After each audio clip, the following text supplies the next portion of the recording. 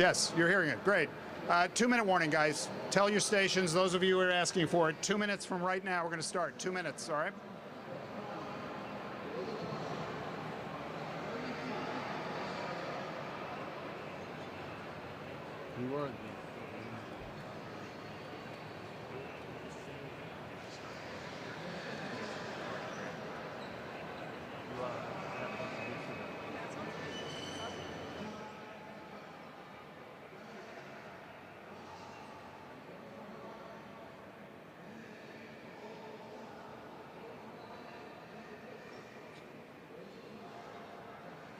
That's what I keep up.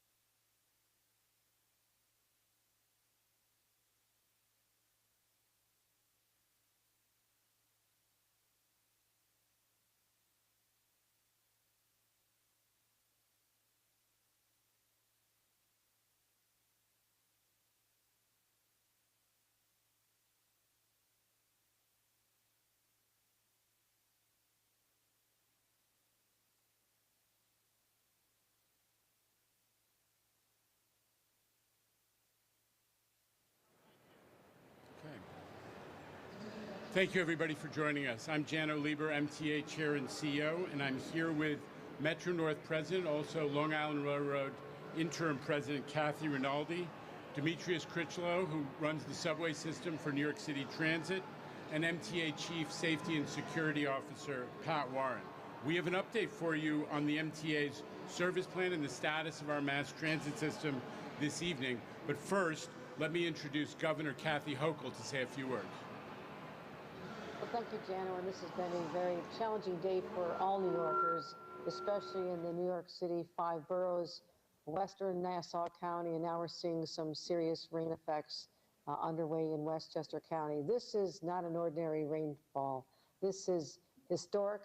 We are on track to possibly create a new record of 10 inches of rain falling in literally 24 hours. The last time we even had this number was in 1955, and that was over a 2-day period. So this is Hurricane Ida level waters. If those of you remember 2 years ago, the devastation of the flooding, and particularly people trapped in their basements, unable to escape. And so we are trying to make sure that all New Yorkers know that while we saw an incredible amount of rain fall down and flooding our streets and our basements and our homes over the last early part of our day and last night, it is not finished yet. There is more rain on the way. It keeps moving, and it's hard to exactly pinpoint where it'll go next, but I'm asking and urging all New Yorkers to continue to be vigilant, and the state of New York will always be there prepared in advance. We have thousands of DOT members and thruway authority crews and utility crews ready to assist. I've deployed the National Guard. I've declared a state of emergency that'll help me be able to deploy resources more quickly. We are concerned about individuals who had been in schools earlier in the day, but fortunately we're hearing that all the children who had been taking the subway to school or taking a school bus are able to go home freely now and are safe. But the next challenge we face is this evening commute. The good news is it's a Friday. A lot of people work remotely, didn't come in today, so the volume is not what it could have been. That is positive. But our teams at the MTA have been working tirelessly in order to ensure that we could have a smoother commute this evening and fighting against the forces of Mother Nature. The flooding, the images you see of the water coming into the subways and flooding tracks, especially Metro North. And so it's Grand Central Station, normally a busy, active place, is a place where people are concerned. They want to find out the answers. And so I'm working closely with all of you to get that information out. So in real time, people can check the most up-to-date information on whether or not their train is going home, the subway is in service, where they should go. And that's the information that the MTA is going to share with you right now. But continue to check their apps. And the best thing you can do if you can is please stay home. And if you have to go out in a vehicle, if there's any water on the road, really rethink your decision, because the one place that people are most vulnerable to losing their lives during a flooding event, and we've had so many. Earlier this summer, we had a 1,000-year flooding event in the Hudson Valley. We had then followed by two 100-year events. This is something, in the 2 years I've been governor, I've seen so many flooding events. The loss of life comes when people get in their vehicles, they think they can get through safely, the water rises even to 6 inches or a foot, and you can be swept away. And I want every New Yorker to go home safe tonight, make sure they can see their families again. So be smart about it. Stay home, don't get in your vehicle, and this will pass. As always, New Yorkers are strong together. We look out for each other, we support each other, and my heart full of gratitude to all the first responders and the teams from the city and the state and the counties who are banding together to make sure New Yorkers are safe during this record historic event once again. So thank you. Back to Jana Lieber. Thank you, Governor. And I just want to say that New Yorkers heeded the governor's warning and the warnings that the MTA put out yesterday. We had very low commuter levels this morning. Of course, it's a post-COVID Friday, which is generally a low commuting day. But the fact that the governor and the MTA were able to alert people was definitely a plus. Listen, we've had as much rain in the 24-hour period. By the end of the 24-hour period, we're projected to have as much rain as we normally get in 2 to 3 months. This is really, as the governor said, historic. Our focus right now is getting everybody home safely. And the number one thing everyone needs to know is the subway service continues to be limited. Some lines are running. The A train is running, the 7 train is running. Those are important lines, but many other lines are suspended fully or continue to be operating partial service. So please, to everybody who's reliant on the subway, look at the My MTA app or our website, www.mta.info. It'll have full up-to-date information. And also for commuter railroads, the train time app. That's the best way. If you are normally a subway commuter, but you have a bus option, if there's a bus that you know that'll get you home, that'll get you where you're going, please consider the bus. There are 3,500 buses out there. They are rolling, they are getting to their destinations. Only a couple of them have been stranded. Overwhelmingly, they are the lion's share of our mass transit right now, so please consider a bus. Now, Metro North, we're standing in historic Grand Central Terminal. There are about 1,000 people down on the floor. We have now been able to restore one of the 3 lines of Metro North. And literally up on the board in the last couple of minutes have been track assignments for the Hudson line. We are hoping to have track service operating from the other 2 lines, the New Haven line and the Harlem line, but it is by no means certain. The way to be certain is to get on a subway train and go to the Bronx, where there is, to get around the water condition in the South Bronx if you're a Metro North commuter. So if you're on the Harlem line or the New Haven line, consider taking a train to Williamsbridge or Wakefield, and you can get those Metro North trains that will take you to your destination to the north, and it is all on the MTA website. Kathy's going to have more about that in a moment. And there's also cross-honoring. So even if you just have a Metro North pass, you can get on the subway. Our MTA transit crews will honor that. There is also good Long Island Railroad service. Grand Central Madison, downstairs here, the new terminal is providing full service. At Penn Station, there are some delays, but also providing service. That is a plus for the whole system. In addition, if you're a subway commuter going to Queens, you can use the Long Island Railroad and just show your Metro card, and that will be honored. That's called cross-honoring. So if it's easy for you to take the Long Island Railroad and your normal subway commute is disrupted, take the Long Island Railroad. It's on us. One disruption on the Long Island Railroad, the Far Rockaway line right now is terminating at Valley Stream because of a water condition. They're working to cure that, but right now just that one line, one branch of the Long Island Railroad is impacted. Subway impacts are greatest in Brooklyn. It's no secret that Brooklyn got hit brutally hard in the early AM, and that has continued. Demetrius Critchlow, who runs the subways, is going to talk more about that. But let me tell you, this would have been a lot worse if we haven't gotten pretty good, unfortunately, in the era of climate change at preparing for these kinds of weather events. Deploying pump trains, covering all the grades, making sure that all the drains are working, and the resiliency work we've done in the last 2 years since Hurricane Ida. It's something that Governor Hochul asked us to really focus on to make sure that we didn't have more of those subway station waterfalls that we all saw during Hurricane Ida, and we've been mostly successful. I want to thank the MTA employees. A lot of them came in early, and a lot of them are staying late and working through the weekend. They are getting, as I said, a lot of practice dealing with this, but we bless them for their service. On the roads, we did have 44 buses out of 3,500 that got stranded at some point during the day, but all of them are out of harm's way right now. But reinforcing the governor's point once again, if you don't have to travel, please stay home. And if you do have to travel, consider a bus. That is probably the most reliable way to get where you're going. With that, let me turn it over to Metro North President, Long Island Railroad Interim President, Kathy Rinaldi. Thank you, Jano. Most of the impacts, as Jano indicated today, were on Metro North, and as he also indicated, the good news is that we have been able to restore limited Hudson Line service over the course of the last hour or so. 2 trains left in the 4 o'clock hour. We have another 2 leaving in the 5 o'clock hour, so we're happy to be able to clear the terminal out a bit for our Hudson Line customers. The crux of the problem today was flooding in the Mott Haven section of the Bronx. It especially affected a stretch that the Harlem Line and the New Haven Line traverse.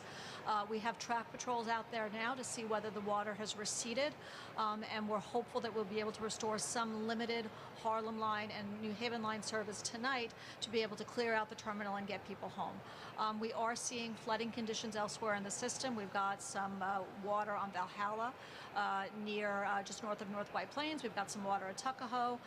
The good news is that we were able to clear a flooding condition near Ossining, so the Hudson Line is completely restored. So we appreciate very much the patience of our customers during this unprecedented rainfall. We're hopeful that once the water recedes and once the last band of rain moves through tonight, that we'll be able to run more or less normal service tomorrow. But we are committed to getting people home tonight and getting them home safely. So with that, I'll turn it over to Demetrios.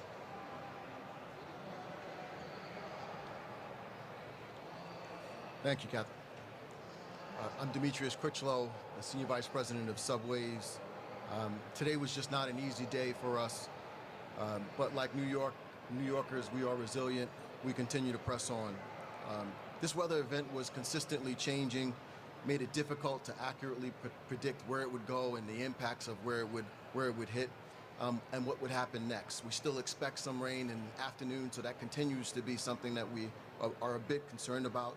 But the men and women of subways and New York City Transit as a whole have done a fantastic job in restoring and working to try to restore the service.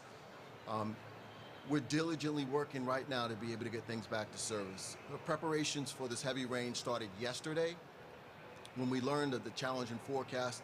The division staged personnel at different locations. We staged equipment. We got pump trains ready. We got people in place. We had pumps on trucks. We checked all of our drains to make sure that we had appropriate protection in place. But we got a lot of, as General mentioned, we got a lot of rain in the last day. So we're thankful that these preventative measures got us to where we are right now. Now, Kathy talked a little bit about the Metro North. We're encouraging folks to take the 2, 4, 5, and D lines as the best options for customers on the Metro North.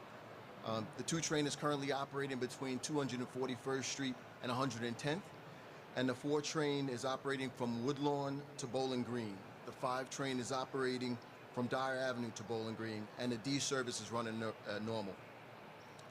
I'll continue with at least the positive news. Due to the hard work of the teams, we do have service restored fully on the A, C, D, E, J, M, Q, and 7 lines, as well as the 42nd Street shuttle.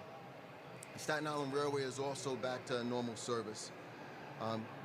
We continue to work on the other lines to continue to get progress on those lines, but we encourage you to continue to check the MTA map, MTA application for what's next on our service. As we prepare for the second wave of rainfall, our pump trains are ready and our crews are in place and we are staffed. We're ready to take it on. in addition to continue to restore service on these other lines. So thank you. All right, questions first. Josh Einiger, WABC. Josh. Thanks, Tim. So, Jano or Kathy, actually, question for you about resiliency. I guess 2 of the 3 lines are impacted by this one section in Mott Haven. And I guess I'm wondering, you've done a lot of work on resiliency. Is this an area you're going to look at as a pressure point in the future, or is it just so much rain, something's going to get hit? You know, we've spent billions on resiliency since Superstorm Sandy. In places like the 100-acre Coney Island yard, the 207th Street yard, we literally have put in a request for a federal grant to do work on this Mott Haven area of the Metro North system. So it's very timely. We are very well aware of this particular area of vulnerability. We've done a ton of work. We have more to go. Thank you. All right, in the center there, it's Alice Gaynor with CBS2. Alice. You mentioned this could have been worse. You were talking about Ida. How does this rank compared to Superstorm Sandy and also Ida? Well, I'm not a meteorologist, so I can't tell you the specifics of rainfall and rainfall pattern. But as I mentioned before, on the system. On the system, listen, this is Ida had a much more destructive effect. I mean, Kathy's talking about being able to restore service in the same day, and at least a significant chunk of Metro North, and we're talking about significant subway service within hours of the conclusion of the rainfall. So this may be a little bit better than Hurricane Ida, but who's comparing? These are, this seems to be a regular occurrence in the era of climate change, and it really hits New York hard because we are so dependent on our mass transit system to move people. All right, over here on the East Coast, we've got Sarah Goodman from the New York Post. Sarah. Oh, hi. Do you have any idea why it was that Brooklyn was so badly hit, or why the East River crossings were hit so hard? Well, I'll let Demetrius talk about the Brooklyn, but literally the concentration of rainfall in the morning. I was there. I live in Brooklyn. I mean, I think we had an inch and a half in 1 hour. It was torrential. So it was really that localized rainfall early in the morning, supplemented throughout the day. That seems to have created the particular conditions in Brooklyn. We are right now, one of the reasons that we're struggling on the west side, on what we call the IRT, on the 123, is because of a condition at 79th Street and Broadway, where I grew up. So it's not just Brooklyn. It just happens that Brooklyn got hit first and hard in the early morning. Demetrius, anything you would add? The subway system is obviously the lowest point. And so depending on where the rain comes, it's going to seek its way the lowest point of the subway is where we wind up going. The team was ready in all of the boroughs. We had people in each of the boroughs to be able to respond to it. And I think in terms of the other locations that we had prior to this, we had staff people at all of our flood-prone locations that we had identified for floods in the past. All right, we got Chris Glorioso, WNBC.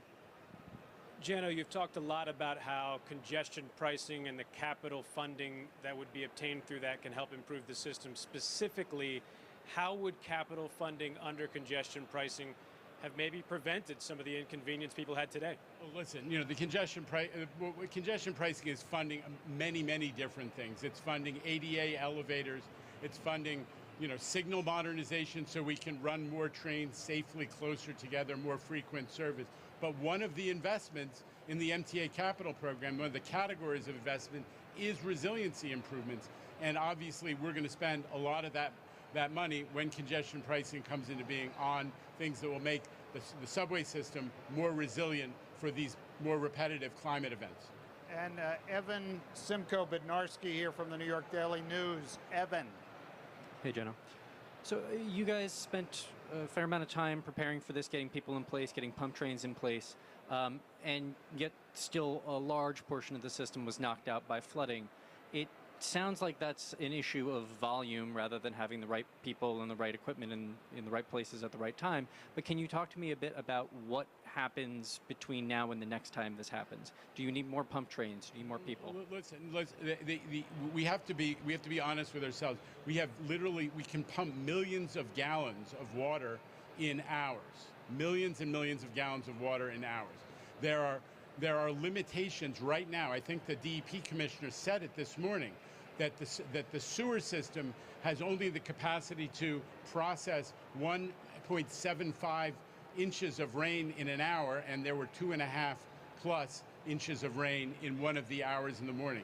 So part of it is the capacity of the city's storm sewer system, which doesn't measure up to this particular level of rain in a short period of time. But this subway system is incredibly resilient. Its pumping capacity, both mechanical and gravity driven, is really extraordinary and unprecedented. And the fact that we are continuing to operate service given the volume of rain is something we're proud of. Thanks, everybody. Thank you very much.